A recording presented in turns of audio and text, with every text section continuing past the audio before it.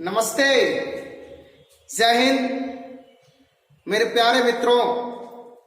बहुत लंबे समय के बाद आज से यूट्यूब चैनल संतोष मैथमेटिक्स सेंटर पहाड़पुर पे मैं एक वीडियो बना करके आप सभी के सामने भेज रहा हूं। आज ये वीडियो है क्लास 10th भूगोल, और क्लास 10th भूगोल में जो लेसन है, एक नंबर जो लेसन है वो बहुत लंबा लेसन है। एक के क ख ग घ अंग इस तरीके से पढ़ना है। उसमें से आज हम लोग लेसन नंबर 1 के ग का अध्ययन करेंगे, जिसका नाम है वन एवं वन्य प्राणी संसाधन। वन एवं वन्य प्राणी संसाधन। इसे स्टार्ट करने से पहले मेरे प्यारे मित्रों, आप सभी जानते हैं कि वर्तमान में बिहार सरकार BSEB बिहार बोर्ड अपना रिजल्ट मैट्रिक का जारी कर दिया है, इंटरमीडिएट का रिजल्ट जारी कर दिया है। आप सभी का अपना संस्थान संतोष मैथमेटिक्स सेंटर पहाड़पुर ने जबरदस्त परचम लहराया है, और इसमें सबसे बड़ा योगदान जो परचम लहराने में रहा है इस संस्थान में पढ़ने वाले छात्र एवं छात्राओं का रहा है। मेरे प्यारे मित्रों, मैं एक बार बातों को दोहराता हूं कि सरफरोशी की तमन्ना अब हमारे दिल में है। सरफरोशी की तमन्ना अब हमारे दिल में है। देखना है जोर कितना बाजुए कातिल में है। मेरे प्यारे मित्रों, कलम किसी की बाप की बपौती नहीं होती है। ये कलम किसी की बाप की बपौती नहीं है।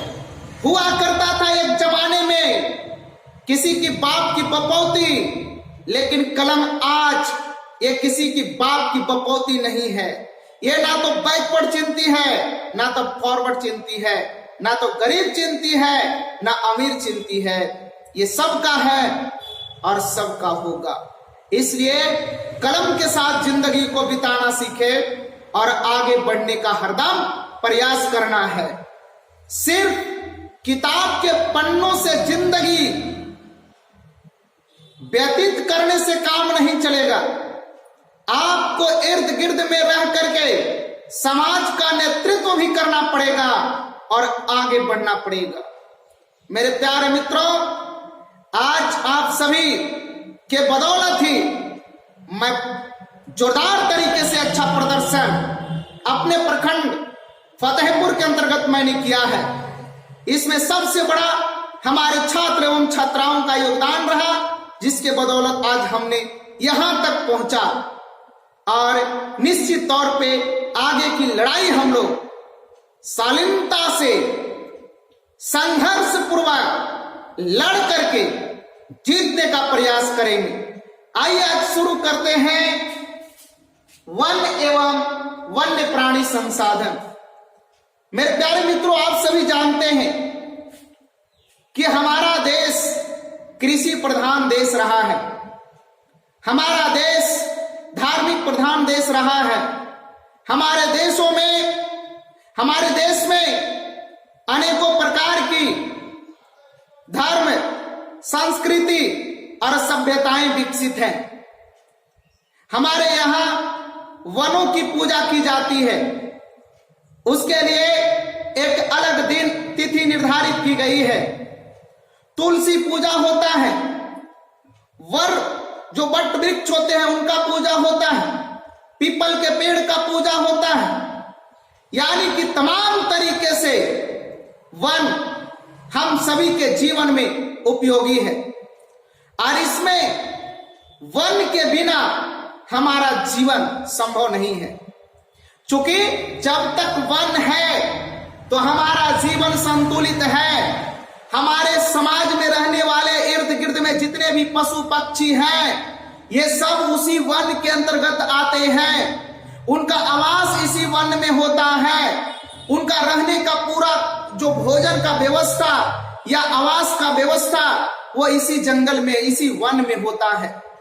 मेरे प्यारे मित्रों, आज के समय में कुछ लोग अपने जीवन, अपने लालसा, अपने खुशी को बढ़ाने के चक्कर में इन वनों की अंधाधुंध कटाई कर दिए, जिसके वजह से आज वन क्या होते जा रहे हैं, नष्ट होते जा रहे हैं, खत्म होते चला जा रहा है। और आप सभी जानते हैं कि वन का विस्तार, वन मानव जीवन के लिए बड़ा ही सुखद और बड़ा ही आनंददायक वृक्ष होता है, जंगल है। यानी कि मानव के जीवन को सुख सुविधा युक्त बनाता है वन। और ये वन का विनाश आज मानव अपने सुख सुविधा के चक्कर में पूरी तरीके से करते जा रहा है, जिसके वजह से वन का ह्रास हुआ है, वनों का विनाश हुआ है। मेरे प्यारे मित्रों, एक बात तो समझिए, वन का विनाश सिर्फ हम लोग मानव के द्वारा ही किया जा रहा है, इसका विनाश कोई और नहीं कर रहा है। आप सभी जानते हैं, एक लंबी कहानी है कि जब जंगल में आग का आविष्कार हुआ, और जब आग का आविष्कार हुआ तो जंगल में आग लग गई। और जब जंगल में आग लगी तो जंगल में रहने वाले जितने भी जीव जंतु थे वो सब मर गया। और मरने के बाद अचानक क्या होता है, पानी। और पानी जब होता है तो उसमें से मरने वाला जितने भी जीव जंतु थे वो सब बह करके, दह करके कहां चलाया, समुद्र में, नदी में, नाला में। और जब उसमें समुद्र में, नदी और नाला में वो पका हुआ मांस जब गया और उसमें जब पानी भर गया, तब लोगों के द्वारा, आदि मानवों के द्वारा उस मांस को खाया गया।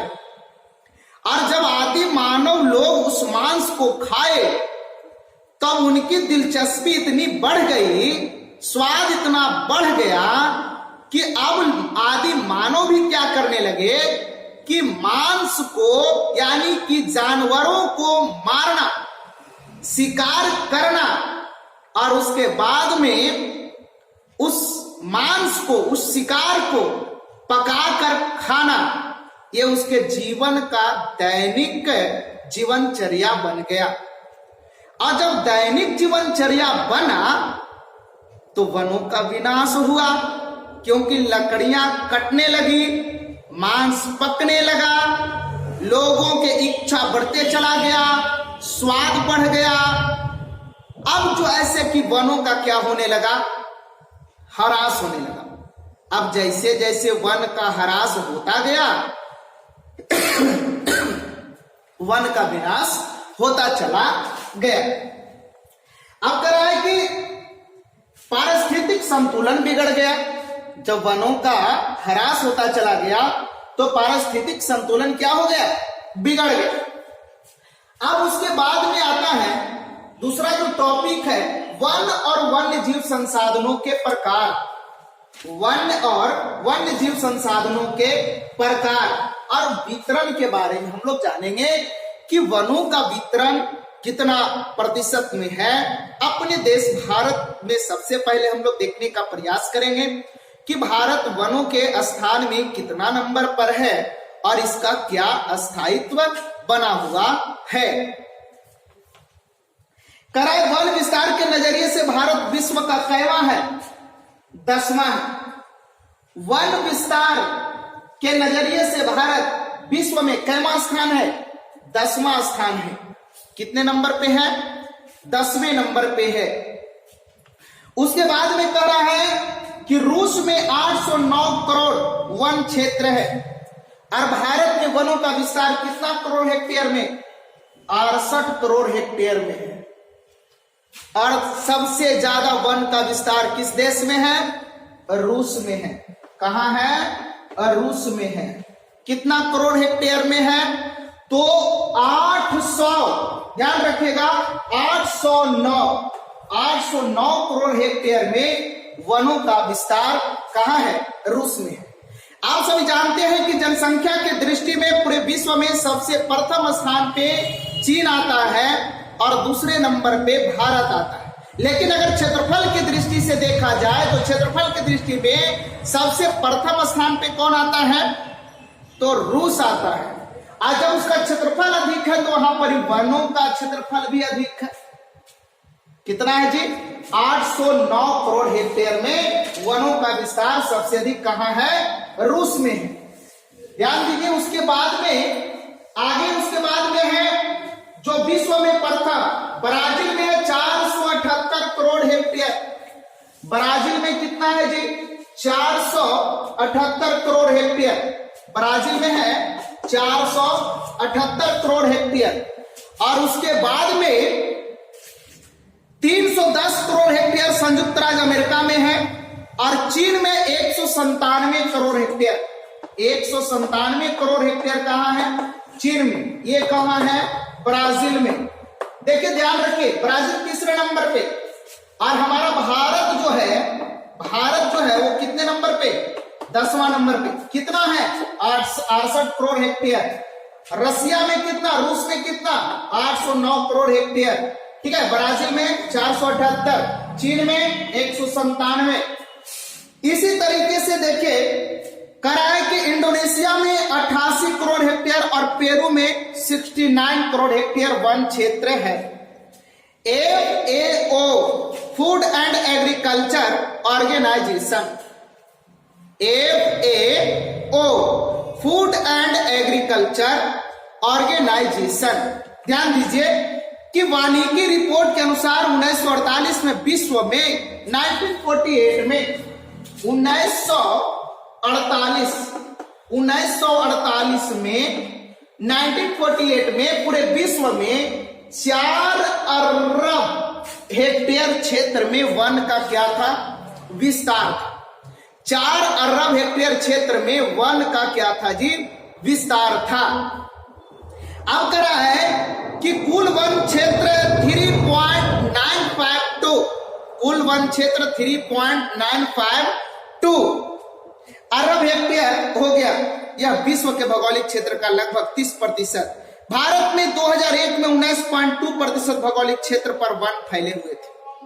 करार 2001 के जनगणना के अनुसार बता रहा है कि भारत में 19.2% भौगोलिक क्षेत्र पर वन का क्या था?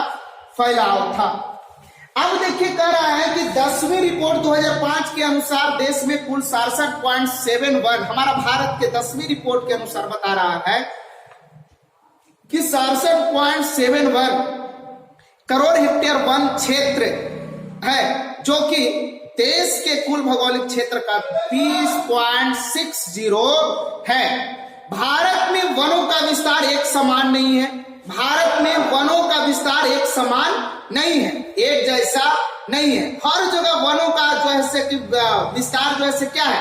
अलग अलग है। अब देखिए कह रहा है कि भारत में वनों का विस्तार एक समान नहीं है। यहाँ का पूर्वोत्तर राज्य एवं मध्य प्रदेश वनों की दृष्टि से काफी क्या है? समृद्ध है। काफी जो है वो क्या है?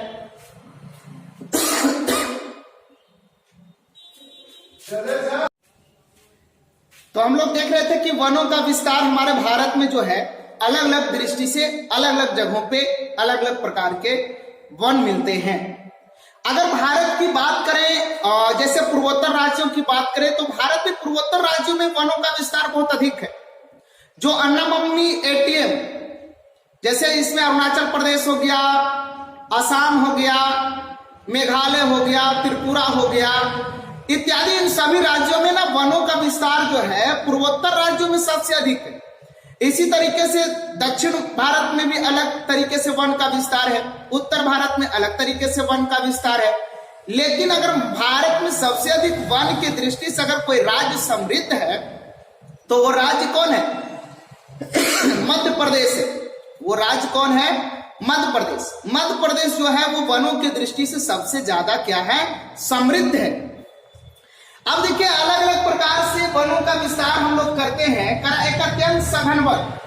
अब अत्यंत सघन वन जो पाया जाता है वो कितना प्रतिशत क्षेत्र पर है? 70% क्षेत्र पर है। उसके बाद में है सघन वन।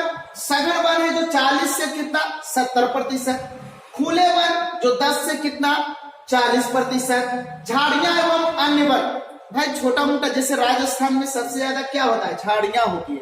राजस्थान में जो वनों का जो फैलाव है ना वो क्या है? सबसे ज्यादा वहां झाड़ी है, झाड़ियां एवं अन्य वन। उसके बाद में मैंग्रोव वन जिसे कहते हैं तटीय वन।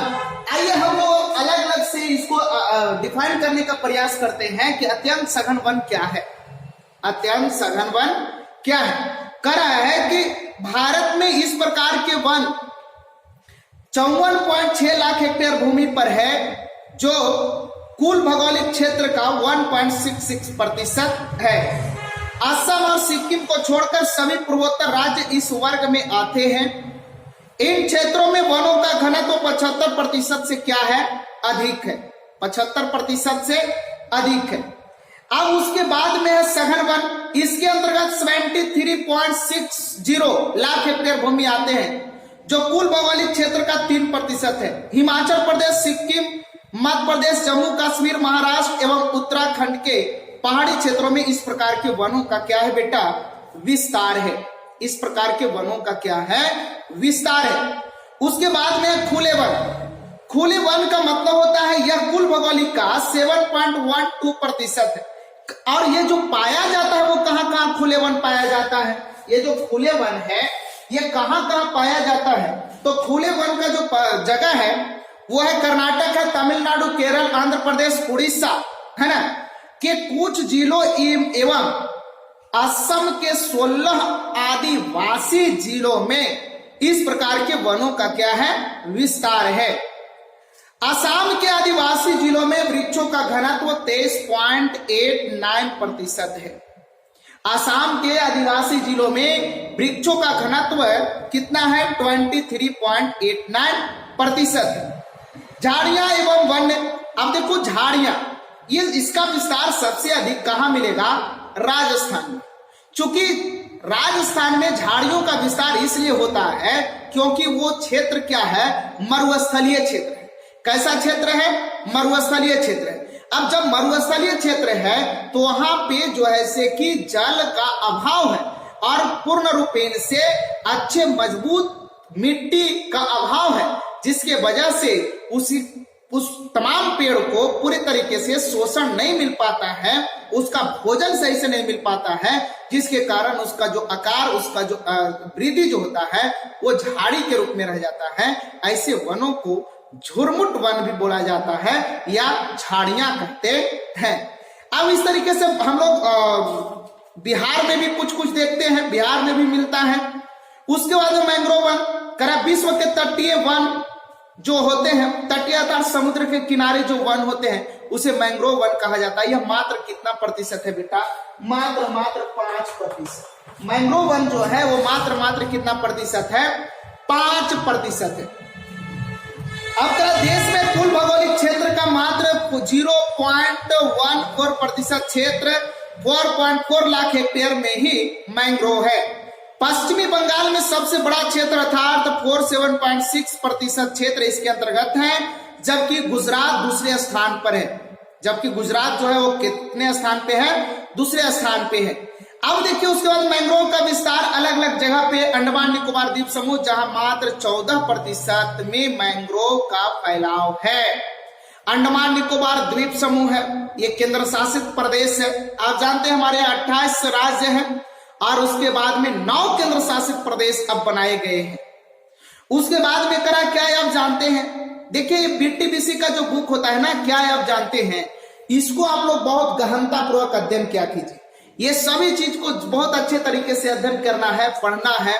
और हम लोगों को ये नहीं सोचना है कि हम किताब से पढ़ा रहे हैं या किसी भी तरीके से पढ़ा रहे हैं, हमारे अंदर में वो टैलेंट ही नहीं है।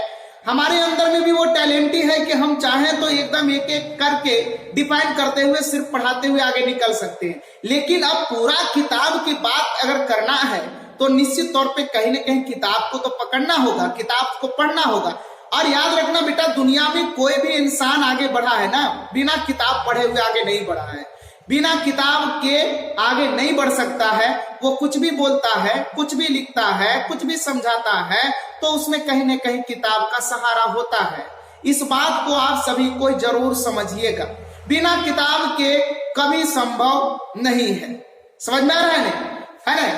तो किताब को रखना बहुत जरूरी है और पढ़ना भी बहुत जरूरी है। गहन तरीके से पढ़ना है, जबरदस्त तरीके से पढ़ना है, मस्ती में पढ़ना है, मिजाज से पढ़ना है। बहुत जल्द ही ये बुरे वक्त हम लोगों का समाप्त होगा। हम लोग नई जिंदगी की शुरुआत करेंगे, नए जुनून से, नए जोश से, और आगे बढ़ने का हरदम प्रयास करेंगे। आइए उसके बाद में कह रहा है कि देश के कुल वनाच्छादित क्षेत्र का 25.11% पूर्वोत्तर के 7 राज्यों में है, मतलब 7 राज्यों में है। भारत में 188 आदिवासी जिलों में कुल वन क्षेत्र का 60.11% पाया जाता है। देश में वनाच्छादित क्षेत्र के मामले में मध्य प्रदेश प्रथम स्थान प्राप्त करता है। वनाच्छादित प्रदेश अगर देखा जाए, वनों से हरा भरा अगर प्रदेश देखा जाए, तो उसमें मध्य प्रदेश सबसे प्रथम स्थान को प्राप्त करता है। उसके बाद में संसार में मात्र 3-4 बिलियन हेक्टेयर में वन रह गया है। लगभग 800 वर्ष पूर्व 6 बिलियन हेक्टेयर वनों की कटाई हो चुकी है। याद रखिएगा, 600 बिलियन वनों की कटाई हो चुकी है। और अब जो है बहुत नाम मात्र में वन का विस्तार रह गया है। बेटा, मानव अगर नहीं जागा तो ये जो भी वन का विस्तार अभी वर्तमान में है, ये भी क्या हो जाएगा? नष्ट हो जाएगा, समाप्त हो जाएगा। हाल के वर्षों में वन विकास में भारत चीन के बाद दूसरे स्थान पर पहुंचा है। अगर हाल विकास की बात करें तो चीन के बाद भारत वन के थोड़ा थोड़ा विस्तार किया है। सरकार की जागरूकता अभियान चलाने के बाद, आपने सुना होगा बिहार में भी चला था जल जीवन हरियाली योजना। जल जीवन हरियाली योजना, इसका मतलब यह था कि वृक्ष को बचाओ, जल बचेगा, पृथ्वी बचेगी, और जब पृथ्वी, जल, ये सब बचेगा, पूरा वायुमंडल शुद्ध होगा, तो निश्चित तौर पे जीवन जीना सुकूनमय होगा। अगर बिहार विभाजन के बाद वनों का विस्तार, तो बिहार राज्य दयनीय स्थिति में आ गया। बेटा, जब 15 नवंबर 2000 ईस्वी को हमारा बिहार का बंटवारा हो गया, झारखंड रूपी राज्य एक अलग बना, उसी प्रकार से हमारा अपना बिहार में वनों का विस्तार का घनत्व क्या हो गया? कम हो गया। क्योंकि जितना भी वन का फैलाव था वो सब कहां चला गया? झारखंड चला गया। क्योंकि वर्तमान बिहार में अधिकतर भूमि कृषि योग्य है। मात्र 6764.14 हेक्टेयर में वन क्षेत्र बच गया है। यह भौगोलिक क्षेत्र का मात्र 7.1% है। बिहार के 38 जिलों में से 17 जिलों से वन क्षेत्र समाप्त हो गया है। पश्चिमी चंपारण, मुंगेर, बांका, जमुई, नवादा, नालंदा, गया, ध्यान रखिएगा, चंपारण, मुंगेर, बांका, जमुई, नवादा, नालंदा, गया, रोहतास, कैमूर और औरंगाबाद जिलों में वनों की स्थिति कुछ बेहतर है, जिसका कुल क्षेत्रफल 3700 वर्ग किलोमीटर है। शेष में आक्रमित वन क्षेत्र हैं। वन के नाम पर केवल झाड़ झरमुट बच गए। अब सिर्फ नाम है कि वन है, लेकिन वन अब पूरी तरीके से बचा नहीं है। बिल्कुल सब तहस नहस हो गया है। जैसे जैसे रोड का विस्तार हुआ, जैसे जैसे समाज का उन्नति होता गया, उस तरीके से वनों का विनाश होता चला गया। मानव अपनी लालसा को बढ़ाता चला गया और वनों का विनाश करता चला गया। उसके बाद में प्रशासकीय दृष्टि से वनों को निम्नलिखित वर्गों में रखा गया है। प्रशासन की दृष्टि से वनों को अलग अलग भागों में रखा गया है, जिसमें सबसे पहला है आरक्षित वन, जिसको कहते हैं रिजर्व्ड फॉरेस्ट, जिसको रिजर्व कर दिया गया है कि इसमें सरकार के बिना अनुमति के कोई भी वन को काट नहीं सकता है, कोई भी पशु को इस वन में चरा नहीं सकता है, उस वन को नष्ट नहीं कर सकता है। ऐसे वनों को आरक्षित वन की श्रेणी में हम लोग रखे हैं। उसके बाद में रक्षित वन, इस वन क्षेत्र में अब देखो आरक्षित वन कितना प्रतिशत, 54%। आरक्षित वन जो है कितना प्रतिशत है, 54% है। उसके बाद में रक्षित वन जिसको बोलते हैं प्रोटेक्टेड फॉरेस्ट, इस वन के क्षेत्र में विशेष नियमों के अधीन पशुओं को चराने का अनुमति मिल जाता है। पशु को चरा सकते हैं, कुछ नियम के अनुसार अब पशु को क्या कर सकते हैं, चरा सकते हैं। अब देखिए उसके बाद में और इसका विस्तार कितना प्रतिशत है, 29% है। उसके बाद में अवर्गीकृत वन, अवर्गीकृत वन, अनक्लासिफाइड फॉरेस्ट, कैसे सभी प्रकार के वन और बंजर भूमि जो सरकार व्यक्तियों समुदायों के स्वामित्व में होते हैं, स्वतंत्र एवं अवर्गीकृत वन के अंतर्गत आते हैं। उसके बाद में है बेटा, और देखो अवर्गीकृत वनों का जो फैलाव है वो कितना प्रतिशत है, 17%। कितना प्रतिशत है, 17% है। अब इसमें क्या होता है कि पशुओं को चराने पर सरकार की ओर से कोई प्रतिबंध नहीं होता है। अवर्गीकृत वन जो होता है उसमें से पशुओं को चराने के लिए किसी भी प्रकार का किसी से कोई अनुमति लेने की जरूरत नहीं होती है। आप आसानी से जाकर के पशु को चरा सकते हैं और आराम से जो है से अपने जीवन के मूलभूत क्रियाकलाप को पूर्ति करने के लिए उस जंगल से, उस बगान से आप जो है कि लकड़ी या फल फूल का प्रयोग आप कर सकते हैं अपने सुरक्षा के अनुसार। उसमें सरकार का कोई रिस्ट्रिक्शन नहीं होता है। अब उसके बाद में आरक्षित एवं रक्षित वन का सबसे अधिक विस्तार कहाँ है, एमपी, मध्य प्रदेश। कहाँ है बेटा, एमपी। आरक्षित एवं रक्षित वनों का सबसे अधिक विस्तार कहाँ है, मध्य प्रदेश में। कहाँ पे है, मध्य प्रदेश में। आपसे क्वेश्चन पूछेगा कि भारत में सबसे अधिक घनत्व वाला वन घनत्व वाला राज्य कौन है, तो यही है मध्य प्रदेश। और आरक्षित एवं रक्षित वनों का विस्तार सबसे अधिक किस राज्य में मिलेगा, तो मध्य प्रदेश में मिलेगा। उसके बाद में जहां कुल वन क्षेत्र का 75% है। इसके अतिरिक्त जम्मू कश्मीर, आंध्र प्रदेश, उत्तराखंड, केरल, तमिलनाडु, पश्चिम बंगाल है ना, महाराष्ट्र में कुल वनों का एक बड़ा अनुपात आरक्षित वनों का क्षेत्र है। जबकि बिहार, हरियाणा, पंजाब, हिमाचल प्रदेश, उड़ीसा और राजस्थान में कुल वनों में रक्षित वनों का एक बड़ा अनुपात स्थित है। पूर्वोत्तर के सभी राज्यों में और गुजरात में अधिकतर वन क्षेत्र अवर्गीकृत हैं और स्थानीय समुदायों के प्रबंधन में है, स्थानीय समुदायों के प्रबंधन में है। वन संपदा तथा वन जीवों का ह्रास एवं संरक्षण। बेटा अब देखिए हम लोगों को पढ़ना है वन संपदा तथा वन जीवों के ह्रास एवं संरक्षण। अब जैसे वन संपदा का ह्रास हो रहा है, वन जीवों का ह्रास हो रहा है, तो हमें इसका संरक्षण कैसे करना है, हमें इसको बचाना है, तो ये बचेगा कैसे, इस टॉपिक का चर्चा हम लोग अगले पार्ट में करेंगे। वनों को संरक्षण करना है, वन में रहने वाले जीव जंतुओं को संरक्षित करना है, उसको बचाना है। ये हमारी जीवन की सबसे मूलभूत आवश्यकताएं हैं, मानव के जीवन की सबसे मूलभूत आवश्यकताएं हैं कि वन को बचाइए, वन में रहने वाले जीव जंतुओं को बचाइए। जब तक आप वन को नहीं बचाइएगा, वन में रहने वाले जीव जंतुओं को आप नहीं बचाइएगा, तो निश्चित तौर पे कहीं ना कहीं हमारा जो पारिस्थितिक संतुलन है वो क्या हो जाएगा, बिगड़ जाएगा। और जब पारिस्थितिक संतुलन बिगड़ेगा तो हम सभी का जीवनचर्या जो होगा वो क्या हो जाएगा, अस्त व्यस्त हो जाएगा, एकदम बेकार हो जाएगा। इसलिए अगले टॉपिक में हम लोग चर्चा करेंगे वन का जो ह्रास हो रहा है उसे कैसे बचाया जाए, वन में रहने वाले जीव जंतुओं का जो ह्रास हो रहा है उसे कैसे बचाया जाए, उसका आवास का व्यवस्था कैसे किया जाए। यह जीवन में हम लोग सभी को कुछ सीखना होगा कि वनों को बचाना है और आगे बढ़ने का हरदम प्रयास करना है। इसी को लेकर के आगे एक आंदोलन होता है और इस आंदोलन की शुरुआत करने वाला एक व्यक्ति है उत्तराखंड के, जिसका नाम है सुंदरलाल बहुगुणा। और ये आंदोलन चलाते हैं चिपको आंदोलन। और चिपको आंदोलन सिर्फ जो था वो वृक्षों को बचाने के लिए, वनों को संरक्षण देने के लिए ही चिपको आंदोलन सुंदरलाल बहुगुणा के द्वारा चलाया गया था। तो इसका विस्तार से चर्चा हम लोग अगले टॉपिक में करेंगे। लेता हूं मेरे जय हिंद, भारत माता की जय, वंदे मातरम।